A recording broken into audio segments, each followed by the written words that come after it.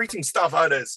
Welcome to Mad Science Films. I'm Jimmy P, filmmaker and sexual astronaut, and as ever, I'm joined by my elderly co-host, James Morrissey, one half of the Mad Science Film team.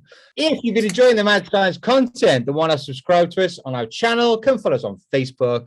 If you have any comments, leave us in the comment section down below. Let's crack on with the show. Boom! Seamless. Please check out our fourth feature film for free on YouTube. Just search for Little Monster or click on the link in the show notes below. This week, we're campaigning for a forgotten masterpiece of genre cinema to be given the exquisite, beautiful Blu Ray treatment. And again, guys, so happy to report we've got a viewer recommendation from filmmaker Jason Keith Platt. Jason! If you guys remember, Jason actually gave us a recommendation a good few months ago, or was it the end of last year? Anyway, back in the way back when. And Jason gave us The Curse 2, aka The Bite, aka Snaky Handy Bitey Man. So he's back.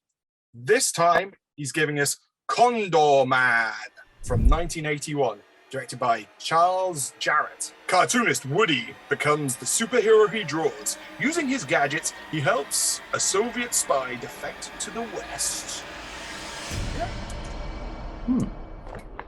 That's kind of it, I guess. Mm-hmm. You know, perhaps we should prepare these ourselves. Yeah. Sometimes they're good, sometimes they're really bad, aren't they? Anyway, Jim, is this a first-time watch for you? Yeah, and this I've asked a couple of people and they've seen this film before. I don't know how I've missed it. I think it was like a late night ITV. No, like a Sunday afternoon ITV jobby occasionally would be on telly then. Yeah, I may have seen it, but yeah, so yeah, first time watch. I really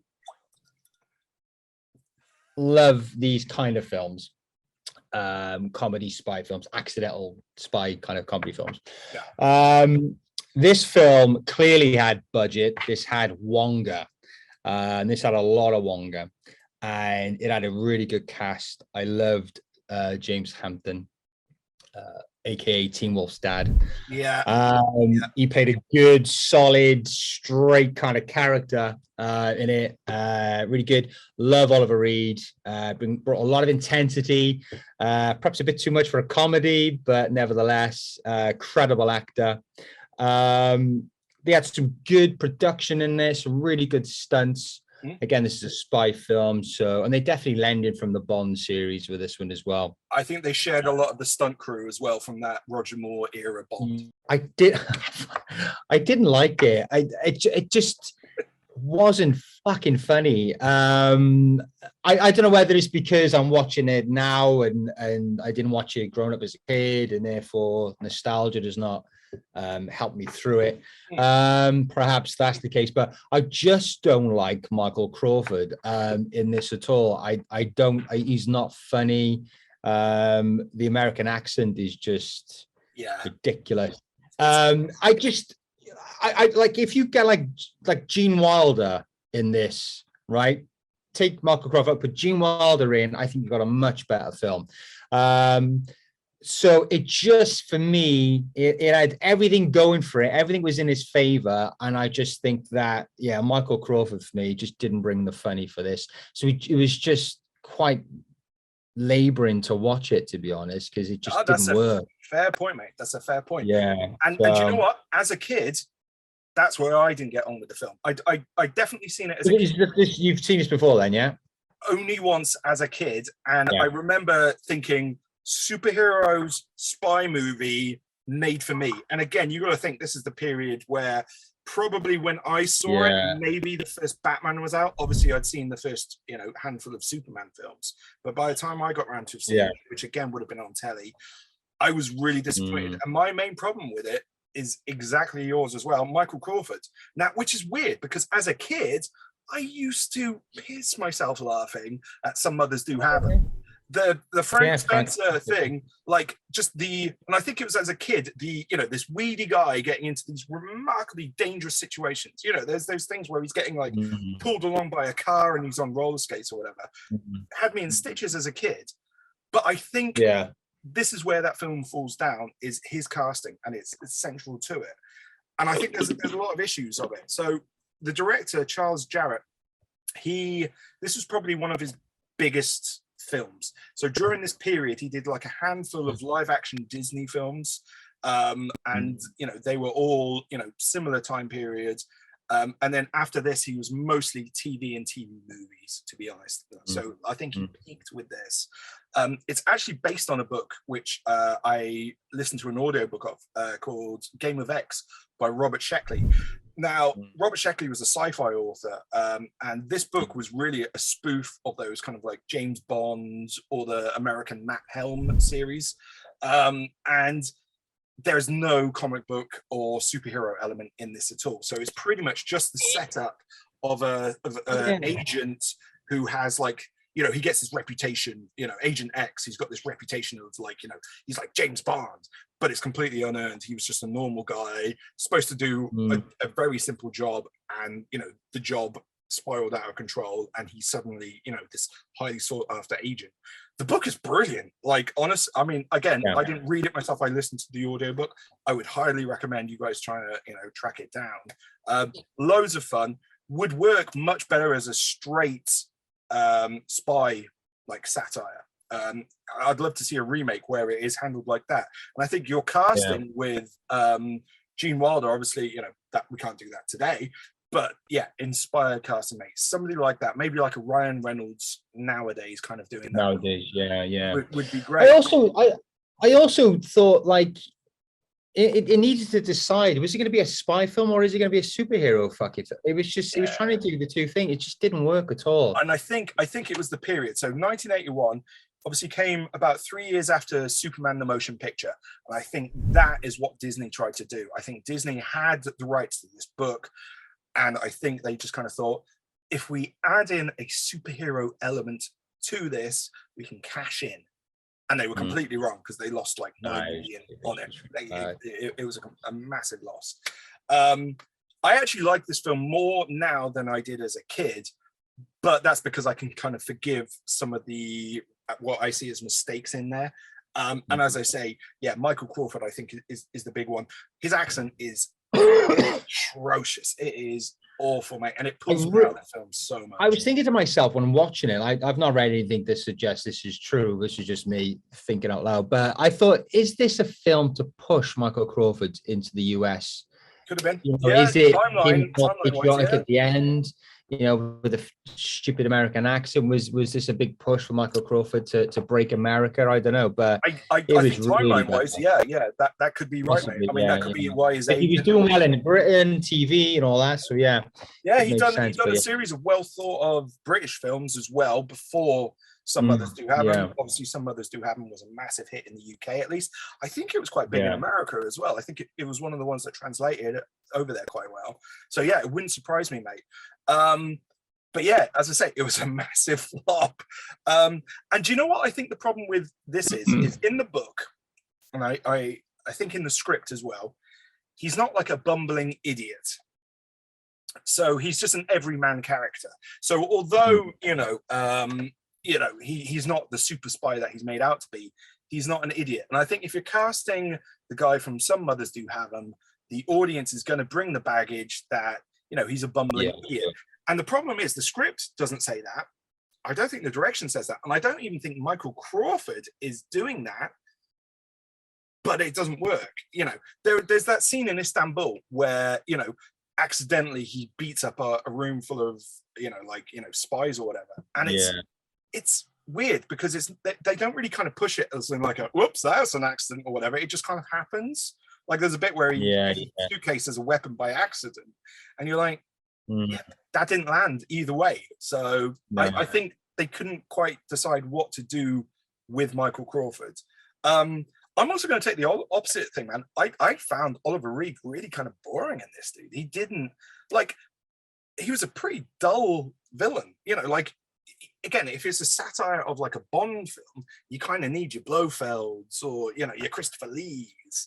Yeah, where's his... Yeah, because I thought to myself... Yeah, he didn't really do much, did he? Because obviously he's restricted by the script. He couldn't do too much because if he did, he would have probably killed Michael Crawford, which would have been a bad thing to do. just snapped him in half. So yeah, he's kind of bound by the script there. But he probably would have been a really good Bond villain, Oliver Reed, wouldn't he? It surprises me. I think he must have pissed off the wrong people not to become a Bond villain. But it seems to me that they cast these really good actors to surround Michael Crawford.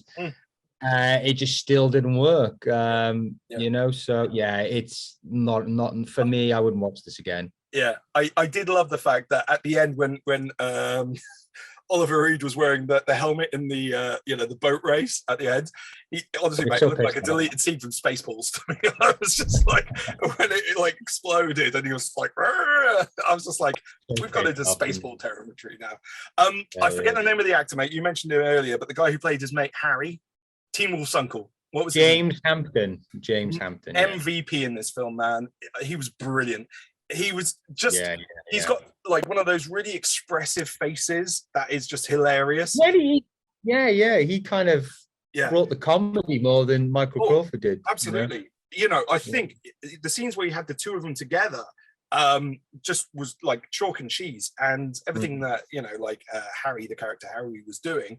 Like, honestly, mate, one of the scenes that had me in stitches, Michael Crawford wasn't even in, and it's the bit where like the CIA boss, Harry's trying to explain to the CIA boss that comic book characters are fictional. It was hilarious, man. He's like, I don't know how to explain this to you. And I thought, by this stage in life, you would know the difference between comic book characters.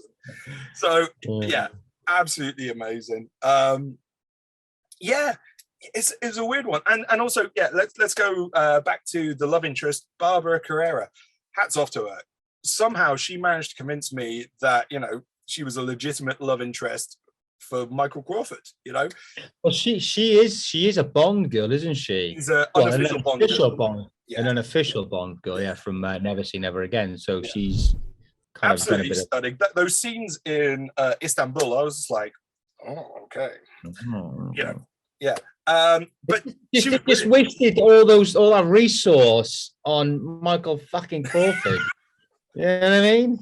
I'm getting angry about it. But I also love the fact that she wasn't just a damsel in distress the whole time. Because she was a KGB agent, she held her own. There's that scene in the church where all the spies are in the church, and she's kind of like, he can't get married. He's married to me, which causes havoc. And I was just like, brilliant. You know what? That's the kind of scene that normally, she wouldn't be the main, part of it. It would be the hero who would think of this great escape. Yeah, he would find a way, wouldn't he? Yeah. So hats off. Absolutely, thought she was brilliant. So it was, for me, the lead and the lead villain weren't quite up to scratch. I did like the henchman with the silver eyeball. I thought that was a nice little design, but again, didn't have a huge amount to do. I wanted more from him. I just think it's just the script wasn't there.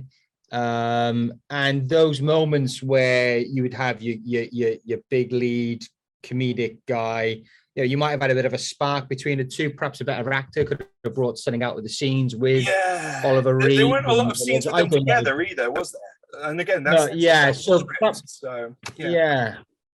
Found Wanting, wasn't it? Wanting. There were bits, and again, like you were saying about the stunts and the James Bond-esque, felt very Roger Moore era. Like stunt work, the car chase where it was like the gypsy van that turned into the Condor or whatever, versus like all those black Porsches.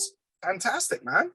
And again, visually that was amazing because you had this yellow, souped up car versus these black Porsches going through and everything. So I thought that was fantastic. I love the rocket, the like zip liner rocket pack thing, but it kind of ignites with fire. You'd expect in this rapid speed, and it just goes the same speed as any other fucking zip line. So I also love the fact that was supposed to be comedic, or whether that was just not really well thought out. I don't know. Yeah. So this was a Disney film back in, what did we say, 81? So obviously Disney have now bought Marvel, so does this mean CONDORMAN is now part of the Marvel Cinematic Universe? Can we expect a Phase 5 CONDORMAN movie or TV show? There was a little cameo by a CONDORMAN toy in a Toy Story short film called Small Fry, which I've seen, and I remember seeing, CONDORMAN. That's nice. So, you know, they haven't It's not completely brilliant. forgotten about it. But Condorman is not on Disney Plus, which is, you know, a bit of an odd one. There are some like proper gaps in the Disney Plus catalog, which is a bit of a shame. And so also, although there's a bog standard DVD out there, it's not been put out on a beautiful Blu-ray. So with that in mind, Jim, who do you think would be best placed to put this bad boy out? It's a tricky one, this one. It is. This was yeah. I did come across Kino Lorber. Oh yeah, Kino Lorber. Yeah. They do a few action comedies. Remo Williams, Spaceballs, and Bird on a Wire, which is a bit of a stretch. No, definitely, man. That's better than mine. So yeah. 80s action comedy stuff. So that's my only one I've got. So Kino Lorber, yeah. No. That's a good call, mate. Actually, and better than mine. I went with Shout Factory because again, they kind of do that retro TV, sometimes flavored inspired stuff. So okay. This is the thing, man. When we get outside of horror, then we're struggling. We're like there are other Blu-ray labels that don't do horror. So yeah, I think Kino Lorber definitely agree with you on that one. And yeah, I'll still go for Shout Factory as well. Okay, Jim, you've seen Condorman. You want to wash your eyeballs clean of Michael Crawford's, and you want to wash your ears clean of his accent. What are you going to follow it up with? I definitely watch like Octopussy or A View to a Kill. Definitely watch them. Kind of taking the comic writer turned spy, but more this is actor turned spy. Team America. Get on that. Brilliant film. Yeah. And if you want a comedy Bond kind of film, then Casino Royale, David Niven. Go watch that. I just don't like that film, mate. I tried to watch it a few times. Nah. But okay, all right. I've watched it. It's better than Condorman, not by much, but it's better. Anyway, and my last recommendation: Accidental Spies from the '80s, which is a classic. Spies Like Us. Dan Aykroyd. Get on it. Nice, good one, mate. Yeah, I can totally see that as a double bill. That's cool. Yeah. Okay. I've also got a Roger Moore Bond, but I've gone Moonraker for just like daft that period. I think any Roger Moore 80s. I think Moore. Yeah, was Moonraker was that like 80 or 81? So again, similar time period, probably similar stunt crew, ridiculous, ridiculous special effects and everything like that. So yeah, Moonraker, spy satire kind of thing. The Johnny English films, you know, they kind of hit that thing. And for me, I think Rowan Atkinson is doing that pratfall thing better than Michael Moore was doing in that. Absolutely. So any of the Johnny English films, they're all pretty much interchangeable. So any of those, I think, are they on Netflix at the moment or something? I've recently rewatched them with my kids and they love them. So yeah. And then I've gone slightly like early 80s superhero kind of. So there's Return of Captain Invincible, which has Alan Arkin as a like Superman kind of character. It's very weird. Christopher Lee is the baddie. It's a musical at the same time as well. And then a much more heartwarming thing, which is about an actor who becomes a superhero, is Hero at Large with John Ritter. Definitely recommend you guys check this out. I think it was a proper theatrical movie rather than a TV movie. The early 80s, man. Like John Ritter was like a proper American movie star, but then we kind of know him more as like a TV guy nowadays. So yeah. Definitely worth checking it out. Really funny and bizarrely sweet at the same time as well. So Hero at Large. Cool. There's some good picks, Jim. I'm definitely going to check out some of those again. Spies Like Us, I haven't seen for a long time. So so good. Cool. So good. Right, guys. Have you seen Condorman? What did you guys think of Condorman? Are there any other films that you think would pair nicely with Condorman? And are there any other movies that you think we should check out and campaign for a beautiful Blu-ray release? And Jim, what else can these people do? So guys, if you like this video, then please hit the like button. If you've been enjoying the Mad Science content and want to subscribe to our channel, come follow us on Facebook. Any comments, leave those in the comment section down below. Thank you and goodbye. It's hot as balls.